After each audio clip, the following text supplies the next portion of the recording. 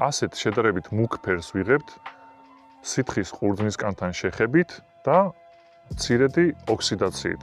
ქარვისფერი ღვინის კატეგორიაში ხდება ის ღვინოები, რომელიც მიიღება დადუღების პროცესში წვენის კანთან კონტაქტით, ჭაჭაზე, როგორც მას უწოდებენ ხოლმე ხშირად. ეს არის მარტივად რო ახსნათ ჭაჭის გარეშე, ეს არის ჭაჭაზე, ანუ წვენის კანთან კონტაქტით.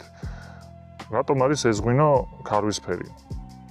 როგორც უკვე აღვნიშნეთ, თეთრი ღვინის შემთხვევაში წვენის გამოწნეხვა ხდება ყურძნიდან და მასში შესაბამისად პიგმენტები, რომელიც შეღებავს არ მიყვება, მაგრამ როდესაც კანთან ერთად მიდის დუღილი, ანუ ფერმენტაციის პროცესი, მასში ღვინოში, ანუ ფერი გადადის უკვე კანიდან, პიგმენტების სახით, რომელსაც შეიცავს ყურძნის მარცვლების კანი.